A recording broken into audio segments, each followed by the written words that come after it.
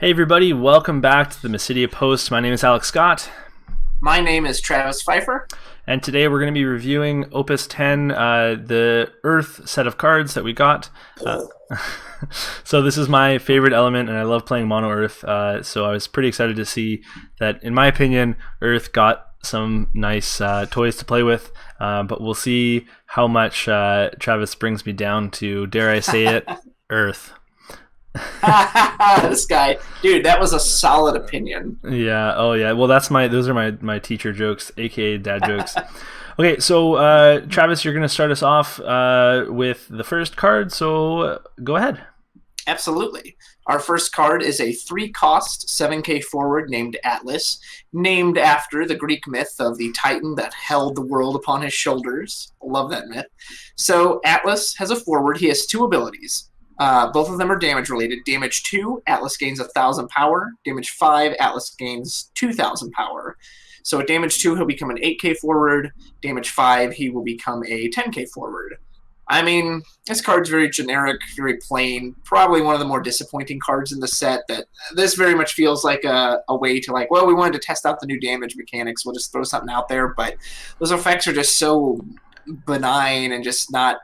Yeah, there's so many other cards that have cool effects and effects that happen instantly. This one just, I mean, he'd probably be decent in pre-release in the sense that he could potentially get big enough that without good removal, maybe you'd have trouble with him. But other than that, it's hard to see him being used in Constructed.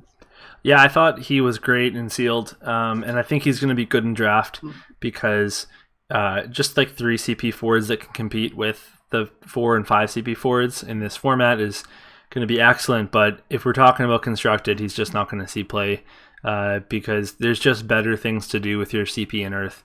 So he really is just kind of a limited card. Okay, so we've got our first legend already, and it's Warrior of Light.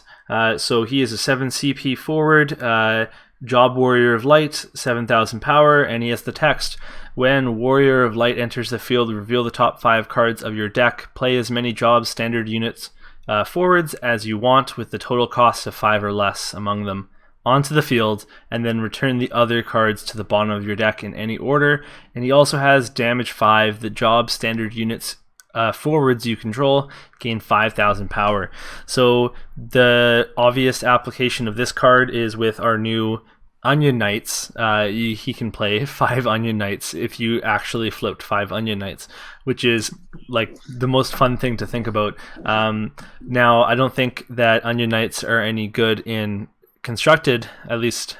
I mean, I'd love to be proven wrong, but you can play any other standard unit. So the one that seemed really appealing to me was in some sort of water earth deck. You could play a Viking and a Knight if you flipped a Viking and a Knight, which is kind of neat. And you can run Gladiator to bring standard units back, and Brawn to search them. And Earth and Water are both Warrior of Light colors, so you could get possibly a Warrior of Light standard unit deck, or there's just like a lot of support there. So I think that could be a really interesting combination to try, but I don't think that this card is ultimately going to be very meta relevant. The damage 5 is really strong, even just with Onion Knights and not getting the Onion Knight special ability. If you have the damage 5, the Onion Knights start to become pretty good. So that's kind of neat too. What do you think about it? I think he's very underwhelming, especially as a legend. I love the art. You know, he's our representation of Opus 10, but 7K is kind of weak for as much CP as he costs. So I haven't played him personally. I've already heard some people trying him out, being like, he honestly gets like deleted pretty easily just because he's not very strong. And man, I don't know. I just wish that effect, like the idea of the reveal 5 play standard units, is cool, but the fact that it's limited to a total of 5 costs, like you said, a Viking and a Knight, that's it. That's the only, Viking's 3 CP. That's your entire cost right there. Even with like monks, some like that new monk we got, I think is 3 CP. Like, okay, well, there's almost your entire cost right there. And if he was a little less expensive, I think I would like it more. But again, 7 CP just for an effect that could whiff. Obviously you'd build around it to make it not whiff, but it could whiff. And then is it really going to change the game that much? I don't know. I would love to be proven wrong about this guy, but for me, he just seems way too expensive for a kind of effect. Yeah, and if we do a little bit of math at 7,000 power, he's a 3 cost. That's his stat line. So if you need to play cards, if you play one standard unit, you're not getting your value. If it's a 4 cost, even if you just play one 4 cost standard unit forward, then you've just paid 7 still. So like you're not right. It's like you played a 4 and a 3, although the 4 was from your deck. So I feel like it's very important to get 2 cards out with this, at least to get some value. Otherwise he's just kind of going to be appropriately costed, and then you don't really push the game anywhere. Right.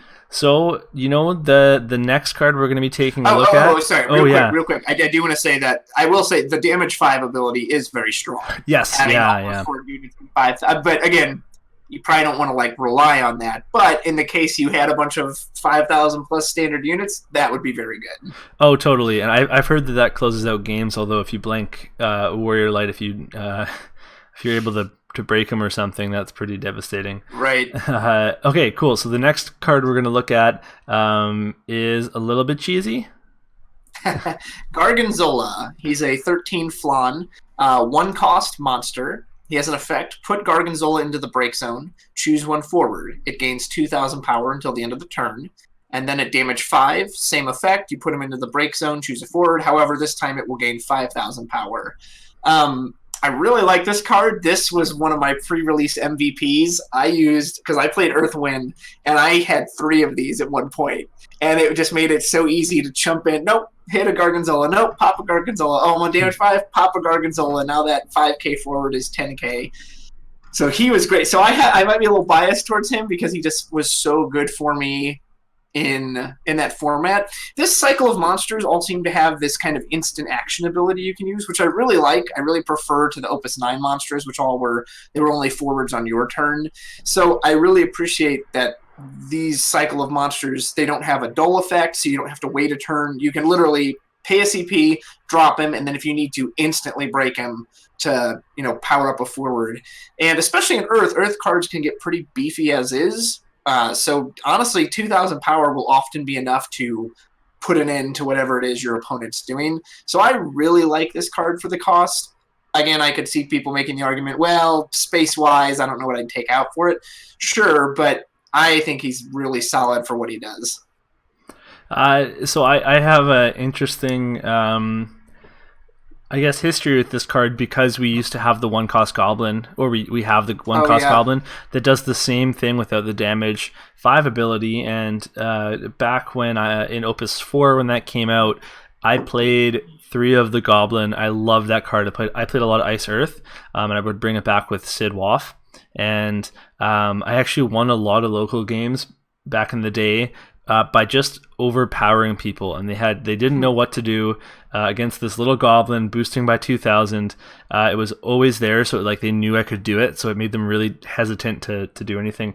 So I think there's totally you could totally play this guy, and it's even better than goblin because it has a damage 5 ability, but ultimately I don't think now it's worth the deck space unless you have a lot of monster recursion or ways to just grab it or play it or something. But the goblin was one of my favorite cards for a long time, and so I was kind of excited to see this.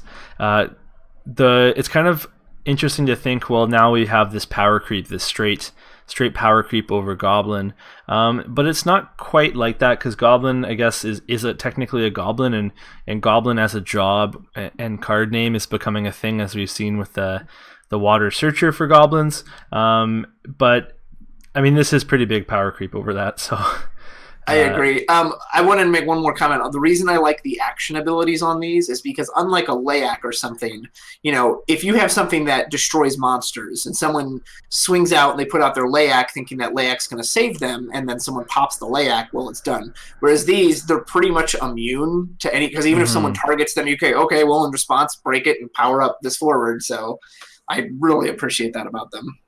Yeah, I definitely agree with that. Okay, the next card we have is Enkidu Luke. which is a 3 cost, 7k forward. He is job Royal Advisor. And the cost so his text says the cost required to play card name Black Tortoise Lisi Gilgamesh onto the field is reduced by 3, and put him into the break zone. Choose 1 Earth forward you control, dull it. It cannot be broken this turn. This card is pretty neat. The cost reduction is a huge ability, and we have 2 Black Tortoise Lisi Gilgameshes, so there's multiple options, although I think you have to play the new one. The second ability is just icing on the cake. I love the Titan Summon, and this puts the Titan Summon, 2 CP Titan from Opus 1. It puts it into your deck without having to have the card in your deck, and I love combining cards. I think that makes something really strong. That being said, I don't think you would run this in Mono Earth if you didn't run Black Tortoise. So it just is going to depend on how we rate Black Tortoise, whether or not this card will see play. But I think for what it's supposed to do, it is a fantastic card. Absolutely. Yeah, if you're running Black Tortoise, you're running this. And again, I especially since the game is so ETB heavy right now and everyone's all about the end of the field effects, again, I really appreciate effects like this, that even though it's not technically an ETB, you can instantly break him. Even if someone tries to do something right away, you don't have to wait a turn. So that gives him value, even if someone were to try to do something instantly. Nope, dull it and protect it. So, yeah, I really like him. Okay, so next up we have a summon. This is Kusith. He is one of our many Dr. Seuss characters. Kind of looks like Harold Hill from The Music Man in little dog form. And if anyone plays Dota 2, it looks like he's holding an Aghanim Scepter. So, Kusith is a 2-cost summon, EX Burst. Choose 1 forward or backup in your break zone. Add it to your hand. Simple as that. So, I don't want to be too influenced by my last time at Locals last weekend, because at first I was just kind of like, oh, this card's all right. You know, you're basically replacing it in your hand with something from your break zone. You could say that's an even CP exchange because you're paying 2 for it, but you're getting back another card, which is worth 2 CP. But it's not limited to... The only thing you can't get with this is monsters or summons. It's an EX Burst, which is great. And again, at first I was kind of like, well, you know, yeah, you just get something back. Is that really worth it? But I was playing against Cody Snodgrass, and he was using a deck that was very Veritas-focused. And so it was so frustrating to me, I would get rid of the Veritas. I'd be like, okay, thank God, it's done with.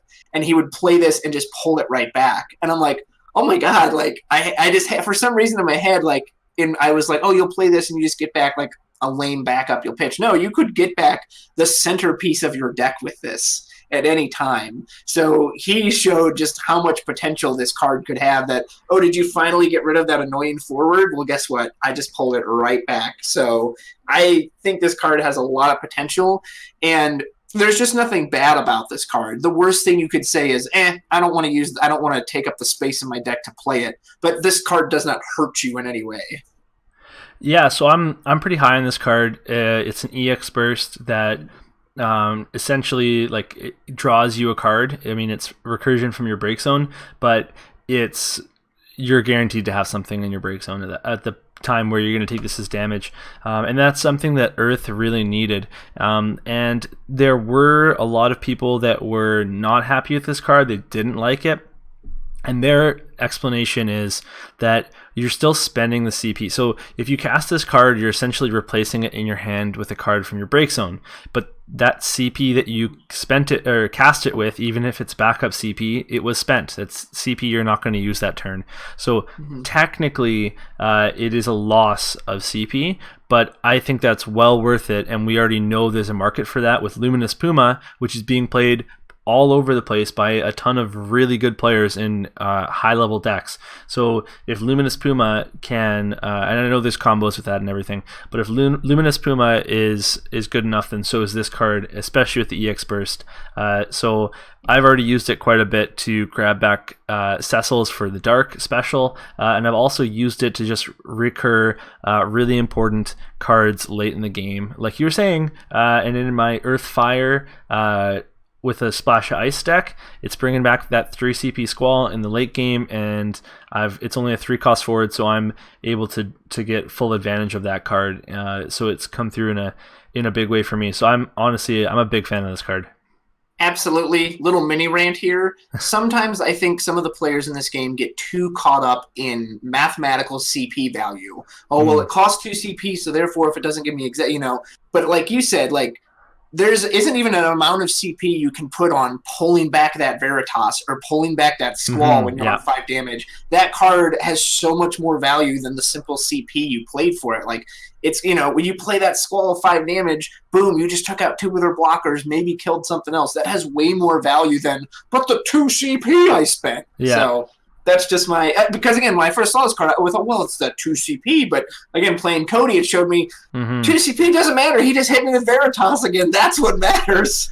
Yeah, and I always like to bring up that the mathematical side, because I think that's something, one, that people will bring up. If we don't bring it up, we'll get that in the comments saying like, you're not factoring this in. But but also, I mean, it depends. Like certain parts of the game, when you're using CP that way, you're losing tempo because you're not playing something else. You're using that CP in a more proactive way. But in the late game, that CP that you're floating, or even the mid game, that CP that you're floating, or CP that you're just fine to use. So I totally get that argument, but I think that we're both in agreement that this card rocks. Absolutely. Okay, next up we have the man himself, Black Tortoise, Lisi Gilgamesh. He is a 6-cost, 9,000 power forward Job Lisi. He is brave, very brave boy. Black Tortoise, Lisi Gilgamesh cannot become dull by your opponent's summons or abilities. It cannot be returned to your hand by your opponent's summons or abilities, and it cannot be put into the break zone by your opponent's summons or abilities. But if he is broken, put him into the break zone. So this card at 3 cost is obviously insane. Now that's not always going to happen, but it's really nice because something that has beat up on Earth a lot is Veritas and is Fanfret. So this gets around both. It can't be broken by those, and that means you can select it for those abilities, those summons, and just nothing will happen. You don't have to select something that can be broken by them. And the fact that it's brave and it can't become dull means it's permanently an attacker and a blocker, and it's very strong in Mono Earth. It's going to be a 10k because you're going to have Enna Crow. And we don't really see much bounce at all in the game anymore, but that's just a neat thing to have on there too. This does die to Diabolos. It does die to things like the new Skyla, the 7 CP ice forward, things like Cecil, although you have to be on 6 damage, Asmodai, the Emperor, 2 CP ice backup, anything like that that's like break a dull, those are dull forwards though for some of those. So Skyla is a dull forward, and this thing can't become dull. No, you're totally right. I'm kind of ranting now. Sorry, but the point is that something that says break will break this. So that's I guess the point that I wanted to make. And also, of course, your standard damage based abilities and summons will break this as well. So I think I haven't actually played this card in Constructed yet. It was insane and sealed. It's kind of funny that I haven't tested this at all yet, but I think it's really solid. It will be pretty bad against Lightning if Lightning is prominent, just because it's always active for all of Lightning's removal. Right. But otherwise, I think I'm pretty high on this card. Cue the victory fanfare. This card is great. Loved it in sealed. Great. Another MVP for me. And I just want to comment, because you pretty much said everything, how smart the design of this card is. First of all, finally, there's something in the game that can survive Famfrit and Veritas, whereas beforehand, I always had to say, well, everything dies to those. No, finally, one thing can get around it. Again, this card is so smart in its design, because the way that first ability is worded cannot become dull by your opponent's summons or abilities. There's a lot of characters who have text like that, but it can actually be gotten around, because some of them might say, oh, well, it can't be chosen. But it just cannot become dull. So there's nothing you can do to dull this card other than to blank it. Basically, you'd have to blank it, and then you could dull it. And again, it felt, when I was fighting against it in pre-release, it was fun to fight, because it's difficult to get around, but it's not impossible. Like you said, fire can burn it up, lightning can zap it, you can zap it, or, again, I used a Gargan Zola once to actually power up my forward to meet him at the same battle damage. So this is just such a well-designed card, because, again, it feels fun to fight and challenging to fight, but it doesn't feel unfair to fight. Well, I'll never get past this thing. So I love this card. I think they did a great job with this design. Really like the artwork. He looks really intimidating, and I like the pose with, both his wrists on the sword. I can't say enough good things about it. Now, one thing I want to bring up in my Earth experience is that you can dull this guy with your own summons and abilities. And if you want an example, then just look at it. Yeah. So if someone casts Diabolos and you think, oh shoot, you can actually use Enkidu Uruk, his buddy, to save him, but then he'll be dull. And then he can be frozen, then he can be broken by abilities like that. Same thing with the Titan Summon.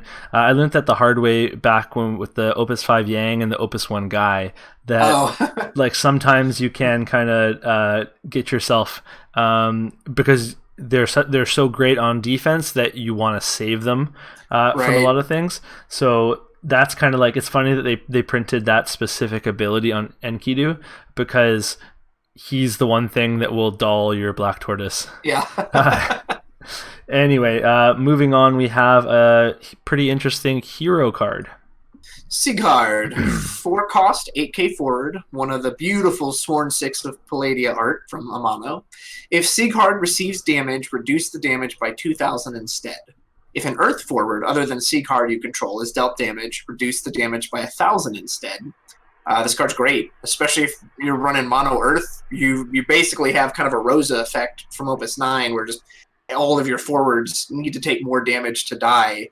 And then he himself, like in battle, he's always going to need to take 10k to die, because he's going to reduce everything by 2. 4-cost 8k is pretty standard for a good beater. So, and he's got 2 effects that not only protect himself, protect the rest of the board. Yeah, that's good stuff. Yeah, the one downside to him for me is that he's a 4-cost, and that's a really tough slot to put someone in. But I mean, objectively, all of his abilities are really good, and he's something that I want to test around with for sure. So I think that he's got a lot of potential. I really liked playing Archangel EV and Lightning, but that was back in the Dataluma days, because he was protected against Cactar Dataluma and other things like that. So we don't have to deal with those same issues anymore. But especially if we see an increase in fire decks, then C-Card is going to be a good card against those types of decks. Absolutely. Okay, next up we have Sid Mobius, which is a 4 CP backup. He has an EX burst. When Sid Mobius enters the field, choose one forward your opponent controls and deal it 4,000 damage for each forward you control.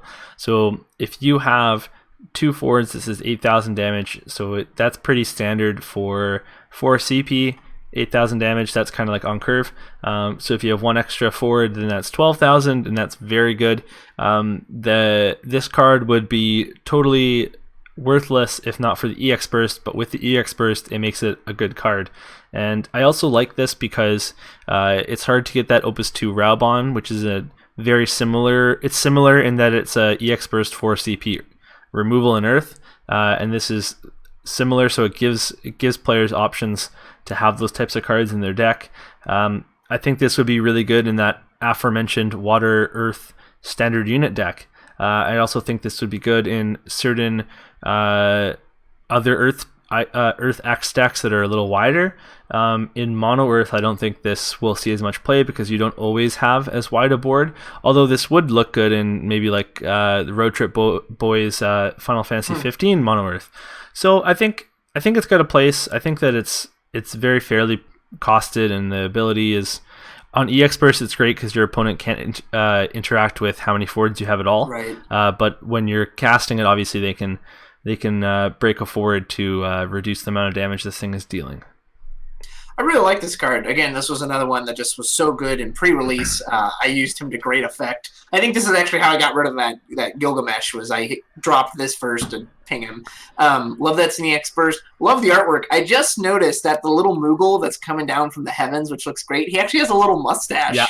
He's like got a big kind of Ramu poofy mustache. That's really cute. Yeah, I like this one a lot. And I specifically like that it isn't Earth forwards. It's just number of forwards. So like you said, put this in Earth Water, put this in standard units, and it's just going to get stronger and stronger. Yeah, I like this one a lot.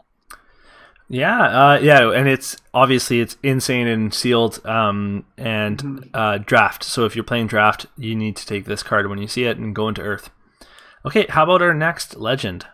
If it isn't Mistress Shen Toto. So Shen Toto is a 3-cost 7k forward. When Shen Toto enters the field, reveal the top card of your deck. When the revealed card's cost is 2 or less, choose 1 summon in your break zone, add it to your hand. When the revealed card's cost is 4 or 5, choose 1 character in your break zone, add it to your hand. And when the revealed card's cost is 6 or more, choose 1 forward opponent controls, break it. I hate this card. I hate it a lot. It was one of the few legends I pulled in my boxes that I thought, oh, it's that. And I tossed it over my shoulder. Not really. But first of all, the art it's just the screenshot art from 11, which I've complained about before. And it's not even a good one. Like, surely there must have been other images they could have pulled for that. And I could see some people really building the deck designed around this card, but it's just so unreliable for me. As you may have noticed, it doesn't include 3-cost cards, which are some of the most common and powerful cards in the game right now. So, let's say you want to guarantee this card hits, you cannot use any 3-cost cards at all. And then other than that, I mean, it's on curve in the sense that it's 3-cost 7k, which is, standard forward count. But I just find it too unreliable. Like, what if you hit 6 or more and it happens to be when your opponent doesn't have a forward? Okay, well, that goes to waste. What if you did it earlier and you didn't have a summon in your break zone? Like, okay, that goes to waste. You'll probably get the character back, but it's just too unreliable, too swingy. I don't like this card at all. I think that this card, if you look at its abilities going off, it's a really good card. Like, for example, look at Citra or Light Hero that recurs a summon or a monster when it enters the field. That is really, really good because it's a 1 CP 7k that recurs you something. And that's what this Shen Toto is. Most of the time, it is a 1 CP 7k. And the other part of the time, it is a way to break your opponent's stuff. Now that is, again, that's all in a deck that is specifically built for it. The problem is that, like you said, 3 CP forwards are so important, so you have to really build around this card. Otherwise, it's just not going to be a good card. One deck where it fits very nicely is a Rydia type summoner deck, where you're playing a lot of high cost summons like Raiden, Bahamut, Odin, etc. So with those types of decks, you often can, and we've seen that you can run with Agrius decks, you can run backup lines that are 4 cost and higher. So there is actually, there are decks out there that this will work in, but it was just a shame as a huge Earth fan for both legends to be like really niche cards.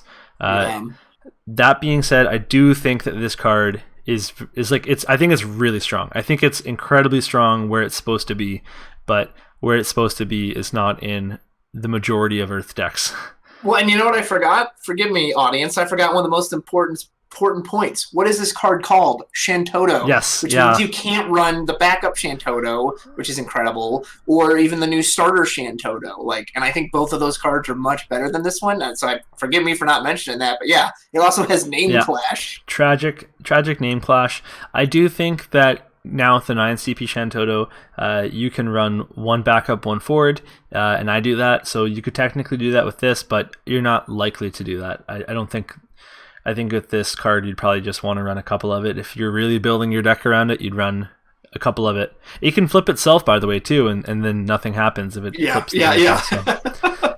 Okay, cool. So the next card is Joker. It's a 2 CP backup, and he has an ability that is Earth and tap. Choose 1 forward with Brave. During this turn, the next damage dealt to it is reduced by 2,000. I think that's a really cool ability that doesn't break the card, but there aren't that many Brave cards that we play that just statically have Brave. So this works with the new Lisi Black Tortoise, but otherwise I'm not playing that many naturally Brave cards in Mono Earth, so this is pretty niche. It's got some, it is in Earth, which is the most common element to have Brave, and you could run this with the Chocobros, like you said, the Road Trip Boys, because Ignis can give all of them Brave, which is nice. He'll give any 15 character Brave. Arden will have Brave. So I think if you built around it, you could kind of set your deck up to be like, well, actually, almost all of my characters have Brave, so being able to save 2,000 damage from any of them, and imagine if you had Sighard with this, that could be good as well. Do that, and then the Sighard reduction. So I think there's definitely some potential here for some kind of damage reduction shenanigans, but I agree, you're going to need to build around it. You can't just just throw this into an Earth deck. Yeah, and I forgot to mention it's Job Cardian, because that's sure to be relevant. What is that? Yeah, it's from, they're these kind of these automated guards that are in one of the cities of Final Fantasy 11. But it is a Final Fantasy 11 card, so it's searchable off of Star Sybil, which is that's relevant, That's true. Okay, next up we've got another Type 0 card. One of Alex's most excited cards for the set. This is Suzuhiza, Go! Leader of the Dominion Legions. Suzuhiza is a 1-cost, 1,000 forward. Well, that doesn't sound very good, right? But listen to his effect. When your opponent's auto ability triggers, put Suzuhiza into the break zone. When you do so, draw 2 cards. These effects will trigger only once per turn. This card was errated a little just to make sure that if your opponent had a Suzuhiza, you didn't just have an infinite loop that would end the game, so you don't need to worry about that. So, yeah, I think a lot of people are excited for this card. It's an auto ability triggering, which is just the game is so focused around that now. See, some of these effects, like the Brave one from the Joker, you're like, well, will I even see that? Or when you have a card like Minwu, as great as Minwu is, what if your opponent has nothing that pings you? Well, then Minwu doesn't actually do a whole lot. Your opponent is going to have an auto ability, if not several. So this guy is going to go off. And yeah, so and even if they were to kill him for some reason, I don't know why they would do that. He's a great chump blocker, 1 CP, and you're basically guaranteed to draw 2 cards. Yeah, that's awesome, and his artwork looks great. Alex, gush about this fool. Well, you know what? I've talked about it so much. I've talked about it in the spoiler video for it. I've talked about it in my 5 reasons to get excited for Opus 10. I talked about it on my podcast, so I think I've probably said enough about it. But what I do want to mention is that I am actively playing this card in my Earth decks, and I have multiple Earth decks, and I've only ever had it not trigger once, where someone had... I was playing against someone that was specifically playing the new Raiden summon, which is totally niche, and I don't think it's something that you can expect. So I've pretty much always drawn from this, and every time I've drawn from it, I've been in a better position in that game, and it's been really nice playing Mono Earth and having cards in hand. And my opponents that I play a lot with are saying this is bizarre because I'm so used to you not having value. So I think that there was some opinions on the internet that this card wasn't good, and I'm not saying it's game breaking, but I think it's good. I think it's a good card. I also think it really helps out an element that doesn't traditionally have much draw. So I think that's a really big boost for Earth. Okay, the next card has some unbelievable art, and it's also available in full art. This is Warrior, which is a standard unit for CP 8K forward that has 2 abilities. When Warrior enters the field, select one of the 2 following actions. Choose 1 forward until the end of the turn. It gains Brave and 1,000 power for each damage you've taken. Or you can choose 1 forward, deal it 1,000 damage for each point of damage you have received. I really like this card. It was amazing and sealed, and it was so much fun to play with. It's just a very fun card that I've tried to fit it into decks, but there's nothing I'm going to cut for it for constructed. But I want to. I just want to so bad because this is just a really cool card. The Brave and the Power Boost is the one that I use more often, but the ping effect is actually pretty neat too. It's just not a great ping effect. You have to combo with it because it's only 1,000 per damage, so the most you could ever deal with it is 6k, and you're likely not in that position, so it's going to deal a lot less. So dealing 3k to something isn't that relevant, but boosting something by 3k Brave is usually pretty relevant. So that's where I like this card.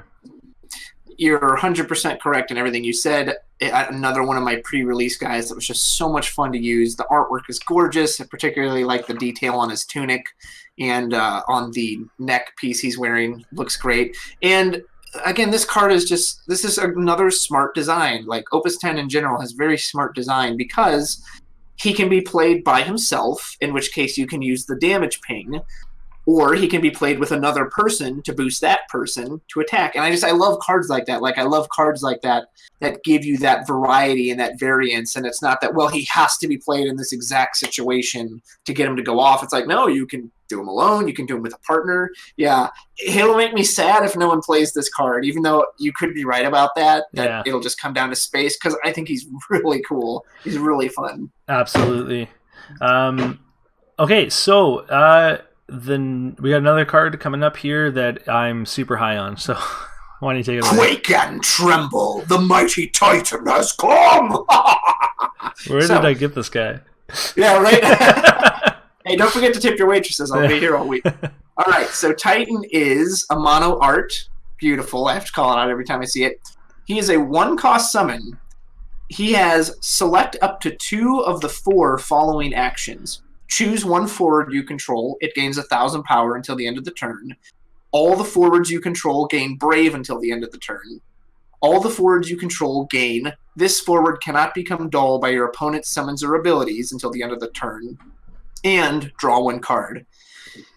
I don't care what anyone says. This card's fantastic. If it was select 1 of these 4 abilities, then I could very much see the argument that, like, yeah, I know he's cheap, but I don't know, some of those effects are kind of... The fact that you get 2, I mean, you give your entire board Brave, especially when you're behind, those are forwards that suddenly can attack that maybe they couldn't before, or that your opponent hits you with some kind of big ice thing, a Zalira, an Ultimecia, a Vayne, whatever, and you just go, nope, can't become dull. Like, and again, it's not that they can't be chosen. They just cannot become dull for your entire board. And you can always draw a card with this. So you can literally always play this. Draw a card, boost something. Draw a card, brave the board. Draw a card, protect the board.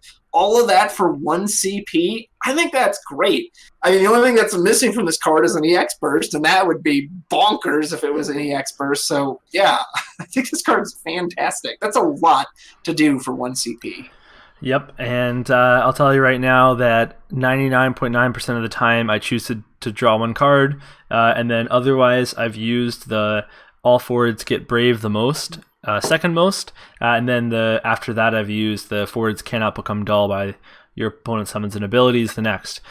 So just like you said, I have these games where I know it's really tight, but I have a big board, and I just crash through with Brave, and my opponents are always just helpless because they don't know what to do. I've got big forwards, and all of a sudden they were counting on me trying to maybe swing a little bit and keep some up for blockers they can deal with, but now everyone's up and everyone's swinging. And when you're playing against ice and you know that they've got some dull in their hand, especially if they've recurred anything, then you know that you have this Titan on hand and you can really mess up one of their plays. So I've honestly been absolutely loving this card. He's a 2 of in all the Earth decks that I've built so far. Cody, I'm coming for you. And I'm going to play against you when you have snow on the field and you're like, well, I'm just going to dull your whole board. I'm like, no, I'm not. Titan, fool. Yes. Okay. I want you to report back on that. Okay, I will. When you take down world's qualified player. Exactly. Okay. Next up, we've got an Onion Knight, and we said we weren't going to talk much about these guys anymore because we already have. So, whoosh, I'm gonna try to get an effect. I don't know how, where I shoot it off of the screen. Next up, what do we have? All right. We have Doga. Doga is very interesting, great artwork, a lot of love for Final Fantasy III. So Doga is a 5-cost backup. When you cast a summon of cost 4 or more, choose 1 backup of cost 3 or more your opponent controls. Break it. This effect will trigger only once per turn. So I pulled 2 of these in pre-release. One of them was a foil, and it's unfortunate because in pre-release I had no summons that were 4 or more, so I literally couldn't even use this card. So unfortunately, I don't have much experience with it, and no one has used it yet, so I can't comment on it from a practical terms. So looking at it from an on-paper term, stuff that breaks backups always kind of scares me, because I'm very much into the gentleman's game of backups, of like, hey, we've got our backups, and just leave it alone. Don't attack my backups. I need those. So something like this really scares me, because in theory, if you had a lot of 4-cost summons, it's not just limited to your turn, it's your opponent's turn too. So you can break something on your turn, break something on their turn, break it again, and you can ruin them. That being said, you're also talking about a lot of CP there. So it's 5 just to get this guy down, and then you're spending summons that are 4 more. And it says you have to cast them. So like if you had a Titan into the damage zone, that doesn't count, even though he's an EX burst, because you didn't actually cast that. So it would be a big investment. Again, I could see it in maybe a kind of wonky deck with Legend Rydia or something that really wants a lot of those big cards. But honestly, it'll probably be too expensive and too much of an investment for anyone to really use. Yeah, I think you're right. A 3 CP backup that doesn't have any sort of search on it already puts you behind in a big way. And this is even worse. It's a 5 CP and then 4 cost summon, which is a lot of CP. And you have to have targets for those 4 CP or higher summons. Yeah. So I think there's also just a ton of matchups where your opponent doesn't play 3 cost or higher backups, and when they do, they're searchers. So you really get in this position where there's not that much to break with it, and even if you do, it's not the best value. I think that there's certain decks that this will beat up on. Like for example, Fusuya has a lot of 4 cost or higher backups, and even though those are value generating backups, you could really over the course of a game strip their backline clean. But otherwise, unless we see like a really big meta of playing value like backups like 5 CP Yuna or Minwoo or like power boosters, then I just don't think this card will see any play, because it is an insane amount of investment. It's a very cool design space though, and I'm glad that they made something like this. Yeah. Okay, next up we've got Noctus, which is a 2 CP backup. When Noctus enters the field, choose 1 forward. It gains 2,000 power until the end of the turn. And when he enters the field, all of the category 15 forwards, I always think it's 14, you control gain 2,000 power in Brave. So that does both things. If you have a 15 forward, you could essentially give it 4,000 in Brave. And he's also Job Prince, which means that you can search him off of the Puge or whatever, the 4 CP EX burst water forward, and you can also I think technically activate him with Clady, although I can't remember if Clady specifies a forward or something, but that's really, really niche and not at all something that you would need to do ever. So I really like this card for the sole fact that it reduces Gladio's cost by 2. So once you've played him, you can play 2 CP Gladios for the rest of the game, and that's what I've been doing in my Mono Earth deck, and it's really nice because all of a sudden I'm drawing cards, I'm getting value for things like Kusith, and then I'm also playing a 4 CP 9k for 2 CP. Well, that's 1 extra card that's actually staying in my hand, so my hand size is staying big, and that's actually really helpful over the course of a game. He's also searchable by Ignis. The one obvious downside to him is that the 3 CP Noctis is one of the best Earth cards. It's one of my favorite cards in the whole game. It does an insane amount. But I actually think, and I'm gonna I'll get blasted for this, but I really think that playing this in a 15 deck is actually like a very good play. I think it's a good thing. Prepare to be blasted, sir. No, you reasoned that out very well, actually. So in pre-release, this was a hair disappointing just because, I had no 15 forwards with it, so I can only use it for its first effect. Personally, I'm always kind of weird on 2 CP cards like this that require you to have a forward when they enter the field, because at least in my experience, I always draw these cards early, and then I just want to get them down to get backups down. I was like, well, now I'm wasting its effect, though, because there's nothing to power it up with. For me, what you said about Gladio makes absolute sense, and I'd be willing to try it, but man, the forward Noctuses are so good that it's just so hard. I can't see myself giving them up for this, because not only the Legend one, the 2 CP Searcher one is really good too, that flips over the 15 cards. So for me, I just can't see using this over them, but he would be great in Tidal, or you could go what Alex does, and again, use him just to lower Gladiolus's cost. That makes a lot of sense, and like you said, you can pull him out with Ignis too, so I can definitely see the potential of this card. Yeah, and when you play him that way, his ETB is totally a bonus, and sometimes is really strong, and then half the time it's not, because you're just playing him like you're playing Jesse in Final Fantasy VII Earthfire. You're playing it as a way to reduce the cost of your cards, so you feel good about playing it early. And it's kind of nice freeing up some other space. When you don't play Forward Noctis, that means you can play other Earth Forwards. So maybe I'll get back to this eventually and see how I feel about it, because I do miss that 3CP Legend Noctis quite a bit. Okay, we have another hero card. This is Bosh from Final Fantasy XII. He is a 4-cost, 8k forward. At the beginning of the attack phase, during each of your turns, if you have 2 or more cards in your hand, Bosh gains Brave until the end of the turn. If you have 4 or more cards in your hand, Bosh also gains 2,000 power until the end of the turn. When Bosh attacks, choose one forward opponent controls. If you have 7 or more cards in your hand, deal it damage equal to Bosh's power. So I have to, as you're getting, the cat tail came and brushed you on the cheek, I have to give a shout out to the RVA Returners guys when they spoiled this card, because they described it as the look Bosh on his face looks like he was just told what his own card does and he's disappointed in it.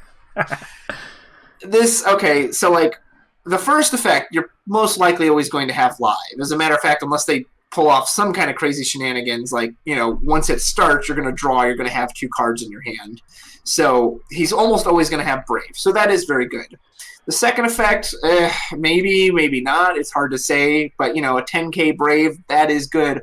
But that last effect, 7 cards in your hand. So the only way that's actually possible is that you had 5 at the end of your last turn, and then no one forced you to discard, and then you drew 2, and then so you can't do anything else that turn. You have to go right to your attack phase, unless you're using backup CP, or unless you had an EX burst that somehow fed more cards into your hand.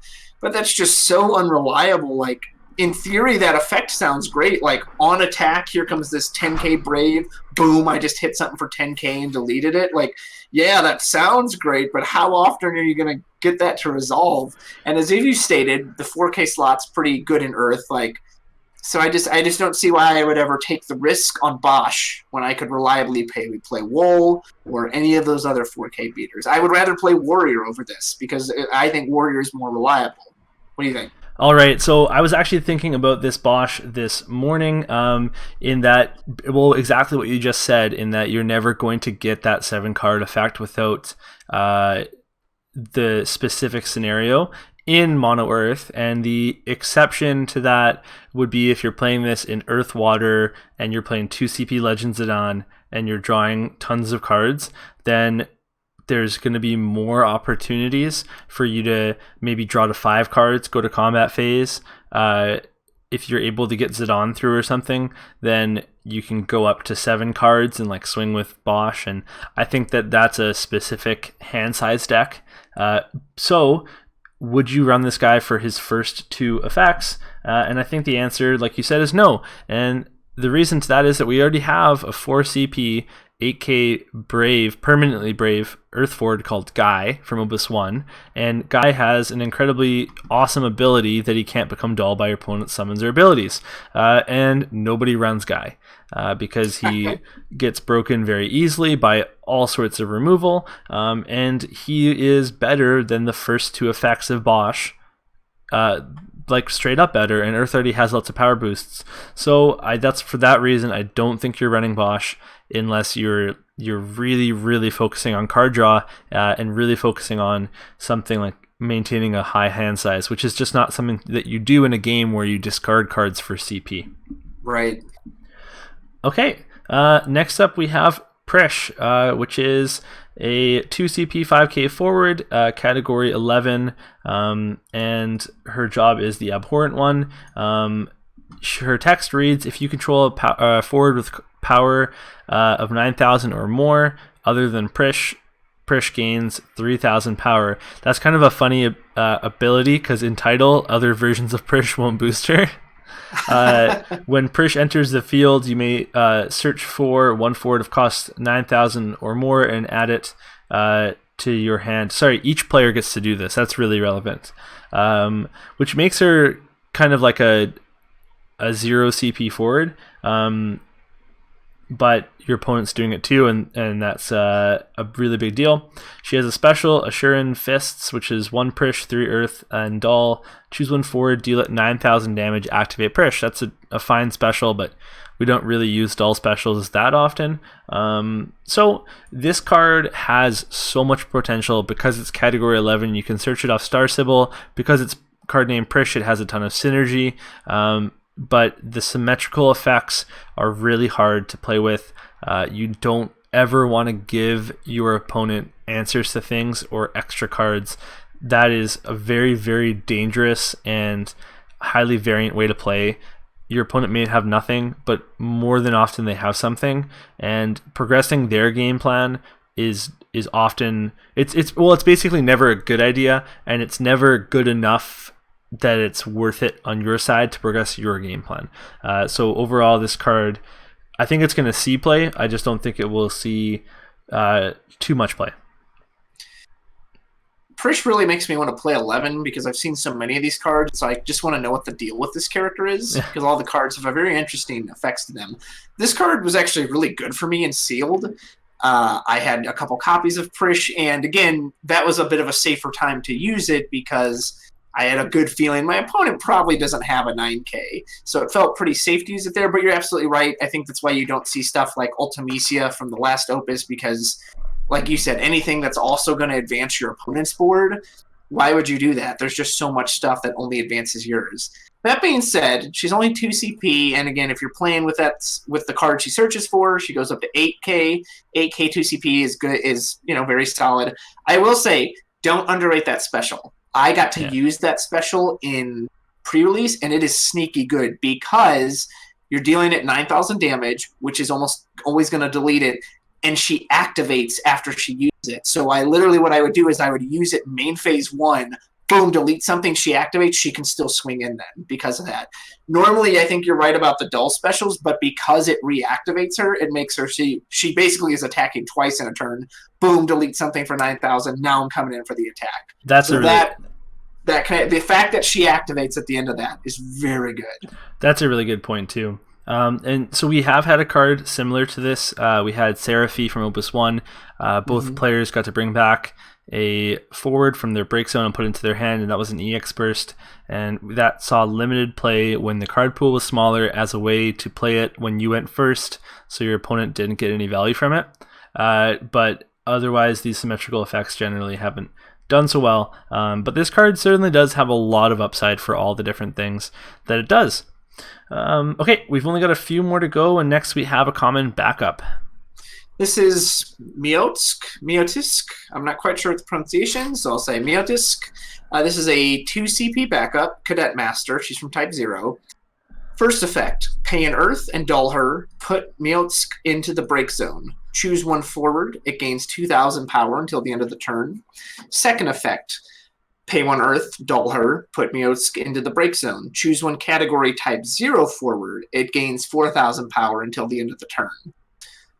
So this is I'd say this card's pretty solid. 2 CP backups are never bad. Works very well with cadets, or any Type 0 forward. So I believe this works with Lisi Gilgamesh. So I'm pretty sure he's Type 0. So you can give him a little power boost. Or what's nice that even if you didn't have any forwards, you can just bump them by 2,000. So it kind of reminds me of Gargan Zola in that effect, just on a backup. This card's kind of weird because as I look at it, I don't really see any drawbacks to it. It's not expensive to use the boost. It's cheap enough to play. But will this see play? I'm not really convinced of that either because, I don't know. For 2 CP, I feel like there's still other things I would rather put in over this. What do you think? I don't really have a great read on this card. Well, I can tell you that it hasn't seen play because all of these Type 0 backups that we're getting there's already versions of them that are standard units, so they're multiplayable, and all of those standard units don't have the Type 0 specific ability, but they all have the first action ability, and those cards have not seen play yet. Monk is the one that mirrors this one from Opus 1, and that card saw some play obviously back then, and it even saw some play like maybe a few sets ago, just because it's a cheap way to boost. But breaking a backup is a very slippery slope to go down, and I think that you have other ways to boost your forwards that are more reliable. So I don't think that this will see play. I mean, but the ability isn't bad. I just don't think it's needed. Now, I can't really think if there's any type 0 cards that we really want to boost the power of. Besides maybe the it's one of the Ice Lisi card that cancels summons. The tiger one. Yeah, the white tiger Kunmi. The original one from Opus 3 might actually like this because that card is first strike. So you could really threaten up to 10Ks with it. But otherwise, I think that this card is probably not going to see that much play. That's fair. Okay, next up we have Mobius, which is a 2 CP backup. It's a Moogle, and it has tap, choose one category, Mobius forward. It gains 1,000 power until the end of the turn. So this is pretty standard. We get these category boosters. We don't have that many Mobius forwards, but we have motivation to play them together because we have Maya that gives Mobius forwards haste. I tried out a Earth, what was it? It was an Earth, Water, Lightning deck that ran Cloud of Darkness, Fusoya, Wall, and Maya. Nice. And it was actually a really strong deck. It was kind of similar to the deck you might have seen in the past with 6 CP Ramza that that deck that was actually quite good for a while. And this might actually fit in specifically in that deck because there's so many Mobius forwards that it could give you a little advantage. But otherwise, we don't really see cards like this see play. And the exception to the rule is Edgar in Final Fantasy VI, but that's because being a Final Fantasy VI backup activates so many other abilities, and the power boost is really good on Locke because of his ability. So this card, there aren't Mobius cards that need to attack that much, maybe Cloud of Darkness. So I don't think that this will be in too high demand. I'll just add on that the artwork is adorable. I pulled one of these as a full art foil, and it just looks so pretty. Like the background, the way the stuff in the background pops out on the foil version looks great. Same with the Warrior card. That foil looks great. And these were the pre-release sleeves, and they are so good. Like they just have this shine to them that just really makes them stand out when you play them. So love the artwork. I actually traded both my pre-release sleeves to help fill up my collection. Monster. I know, but you know what? That's just showing you they're in demand, right? You can get right. That's true. You can move them on. Okay, last card from Opus 10 proper. Speaking of monks, from whenever we spoke of monks, Monk. He is a 3-cost 7K forward, job standard unit, and he's not unique, so you can play multiple of these. Dull 1 active card named Monk. Monk gains 1,000 power until the end of the turn.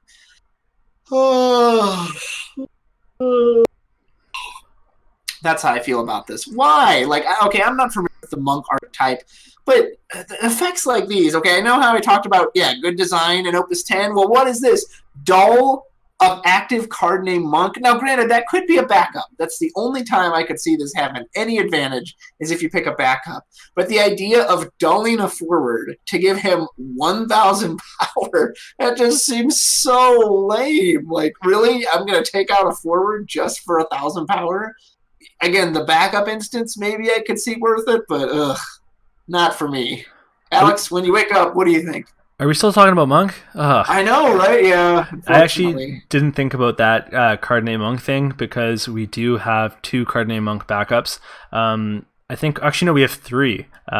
So in some crazy Monk deck that would never work, then yes, you could dull those. And that's actually kind of neat. And it's not limited to 1. So in theory, if you had all 3, look, he's 10K. It's kind of one of those things that you threaten and your opponent won't block because they know you can do it. Right. But then you can use that CP later. But even with that revelation that I hadn't thought about, it's still not a good card. So we're going to move on, and I'm going to give you the first starter card, if that's okay, because the second one is my favorite.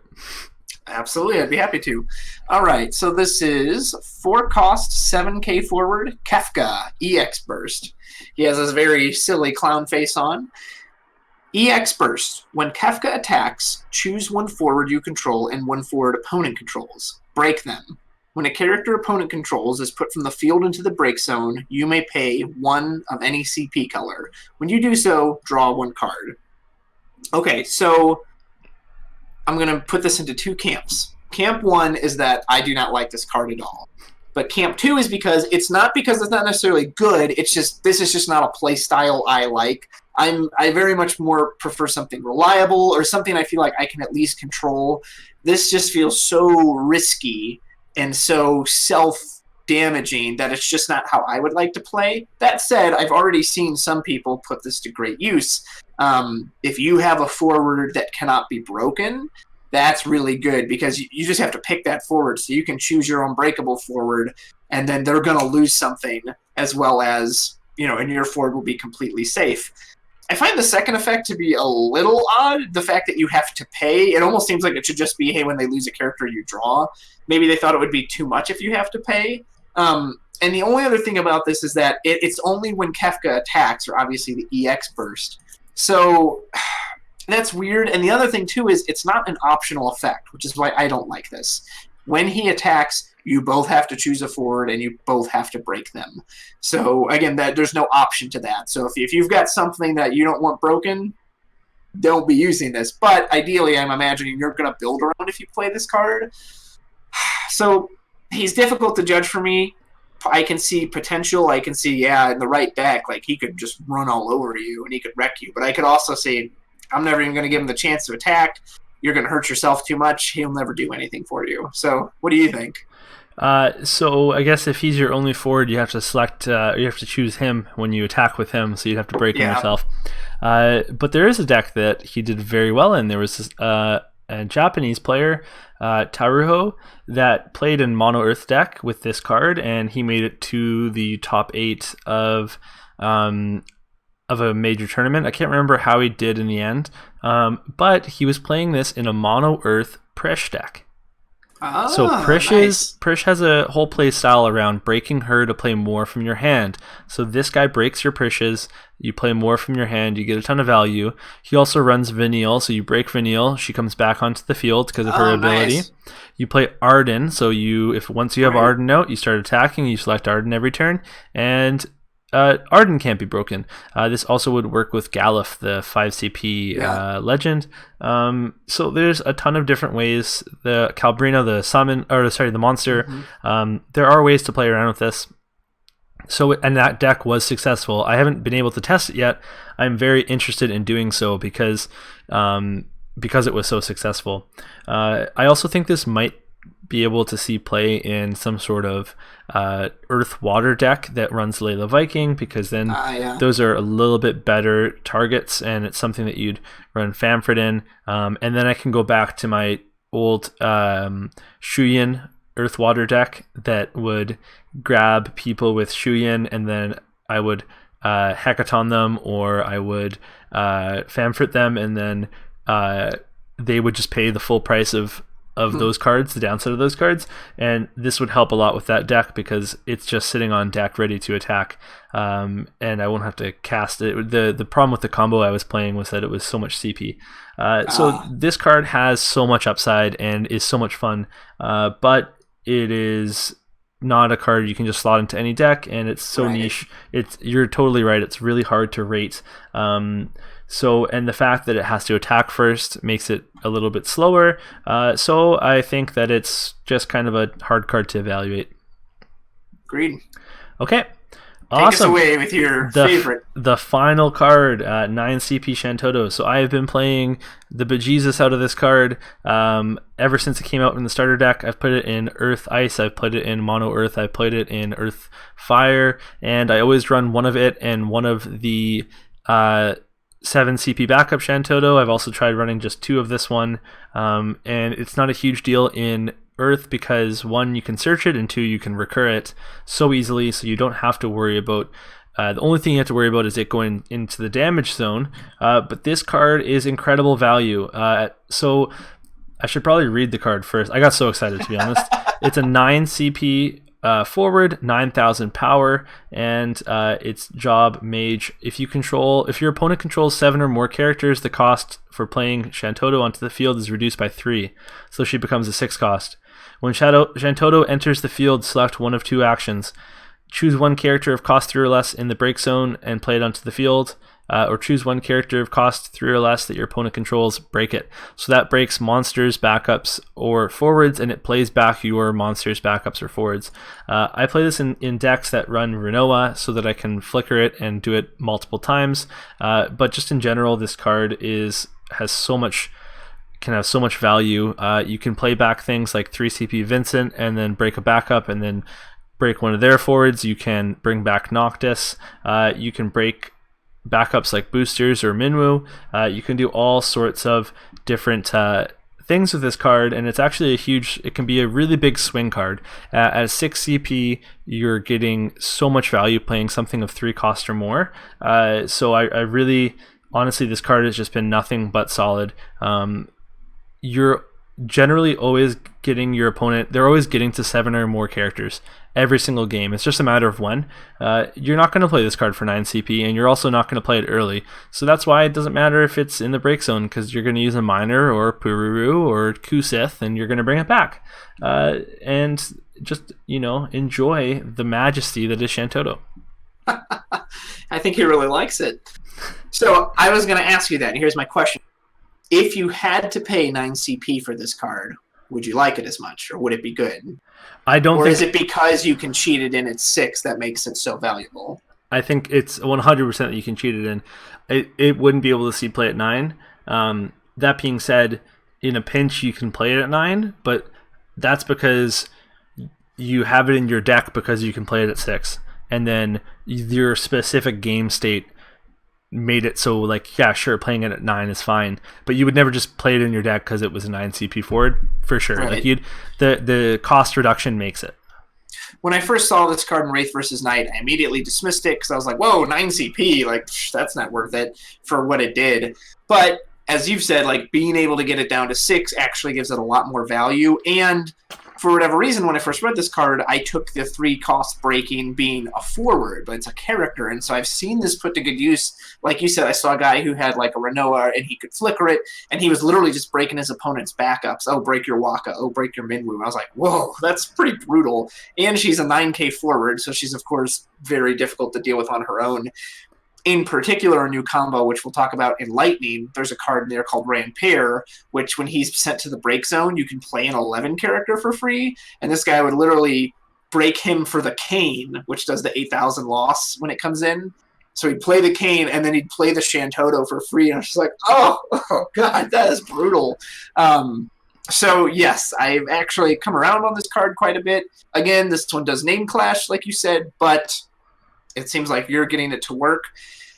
I actually really like the artwork on this. Shen Toto is usually either very like mischievous, and she almost just kind of looks like a sweet old lady here. She's got her little spectacles on, and she's like, hold on, Sonny, let me just blow you up with this cane here.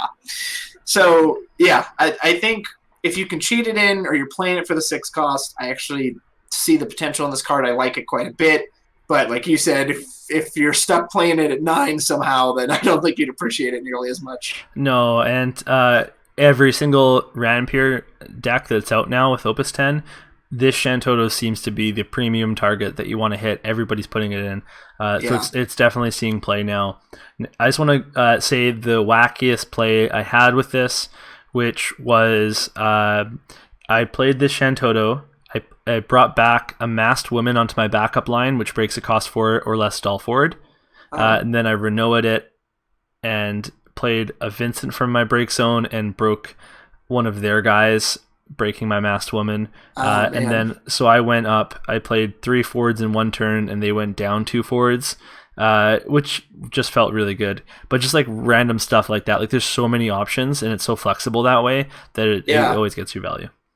That's awesome. Well, Alex, this is your favorite element. What did you think of Earth? Oh my gosh, thank you for reminding me that we have to do this little overview, because I was going to be like, okay, see you now. Overall, I think that Earth did really well. I think Earth got a lot of different things that it needed, in particular card draw, but I think the Titan Summon, Kusith, Zuzu Hisa are all really solid staples that can go into Earth decks. I think that the Black Tortoise combo has a lot of potential. Seaguard needs some testing. Overall, I think that Earth got a well-needed boost from this set, and that if anyone's underrating it, they need to think again. I would agree. I think you should be very happy. I'm pleased with it. My only disappointment is I really wish the legends were a little better. Both the legends are kind of disappointing. In particular, like if they're gonna do a niche legend, I wish they would do like one niche legend and then one that's kind of more good in just all of Earth. Whereas both of these just feel kind of niche. So that'd probably be my one disappointment is I didn't really care for Warrior of Light or the legend Shen Toto. I totally agree with you, and it seems that they did that to Fire as well, although Fire got a little more power on their legends. And then you look at something like Water, and Water just got 2 home run legends. So it felt kind of bad when we were in spoiler season, but I am overall very happy with Earth as an element now. So agreed. Okay, awesome. Well, thank you so much for tuning in. This has been Alex Scott. And Travis Pfeifer. We'll see you next time for Lightning. Thank you so much for watching. You can like and subscribe to support us further, and you can read the Mysidia Post articles at themysidiapost.com. You can also check out our Patreon if you want to support us more. And if you need FFTCG singles, then look no further than Cards of Evilise. They've got great deals and prices. Check them out. Finally, I'd like to thank FF Decks for creating the best website for creating your Final Fantasy trading card game decks. They've also got a Patreon, so make sure you go check them out. They work so hard for the community, so let's pay them back. See you next time.